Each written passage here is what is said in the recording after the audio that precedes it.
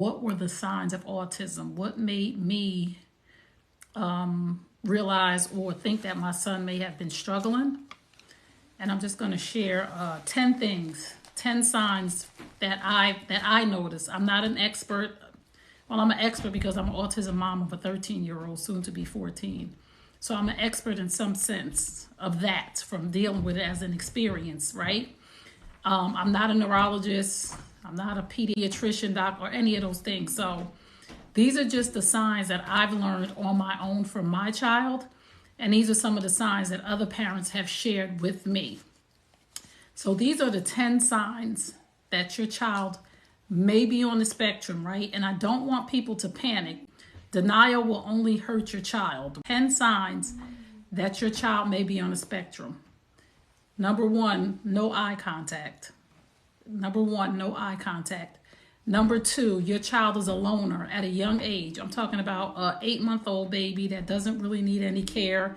10 months, 12 months, like really just doesn't need any care. Too good to be true. And you're telling people, my baby is so good. If my baby wasn't on the schedule, I wouldn't know to feed him. My baby don't ever cry.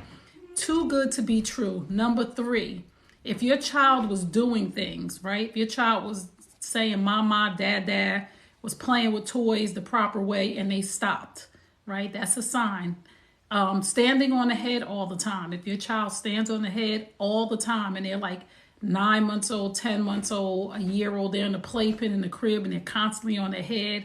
When they get on the couch, you're like, oh, they're looking between their legs. If it's a constant thing, your child may be sensory seeking, right? So that's number 4. Number 5, delayed speech. Know your children's milestones, the milestones that they are supposed to be making. Know their milestones. And if they're not doing those milestones, mama, dad, bye-bye. Number 6, not answering to their name. At a certain age, your child should be answering to their name. Your child should be answering to their name. Like if you call their name and it is no response, even if you're talking to them, even if you're communicating with them, even if you're like, hey, and they're not responding, you should be concerned, right? Next, not clapping, early things. Like if you go to your child and they're not paying attention or they're not responding, I'm encouraging you that it may be a sign that, and it might not be autism, it might be developmentally delayed, but these are things that you should be looking for. The next one, this one was big for me. When my son would have a problem, like he would cry, like he would hurt himself if he would fall or anything, I couldn't soothe him. You know, my other 2 boys, you know, kids, when they hurt themselves, when they're scared, when they're afraid, they run to mommy or they run to daddy, and you can soothe them almost immediately. Like if my other boys fell and got hurt, I could soothe them like, oh, you're going to be okay. And they would stop crying. My son on the spectrum, I could not soothe him. And to this day, I still can't soothe him or calm him down sometimes because he's on the spectrum. That's another thing. Repetitive behavior.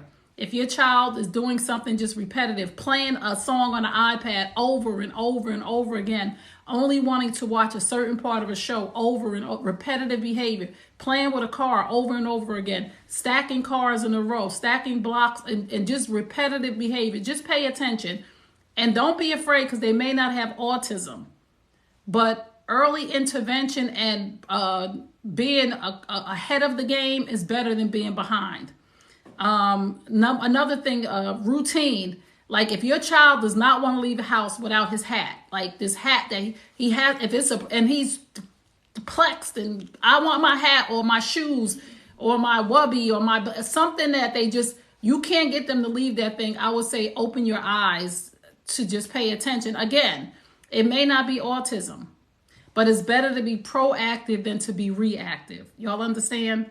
So those are the 10 things that I dealt with when I found out that my son was on the spectrum. When I sat down and people started asking me, what were some of the things that you noticed about your son? As I was going along my journey, I started to think about that when people were asking me. And at first I was like, you know, there really weren't very many signs, but the signs were there. 3 other things I want you to know. Early childhood intervention is very important. Make sure you go to the right doctor. This is one thing that ticked me off. I don't want to say, but sometimes people don't know what they don't know. A lot of regular pediatricians do not know the signs of autism. When I took my son to the doctor And I told him that I was thinking that, there's some things that are not making sense. He's a little delayed. He told me, oh, don't worry about it. You're being overprotective and overzealous. And, but when you're a mother or a father, when you're a parent, I'm not leaving out dads. When you're a parent, if you feel something, if you see something, say something. Take care of it. Don't let anybody tell you you're doing too much and all, because they will tell you that. And again, if you see something, you say something. If you feel some kind of way in your gut, be proactive instead of reactive, even if you're wrong. Even if it's just the child just don't want to talk, or the child just don't want to play. Even if you're wrong, do something about it. And if you're wrong, you're just getting them some extra help. So that's the early childhood intervention, the right doctors, and being proactive. Those are the 3 tips I would give you.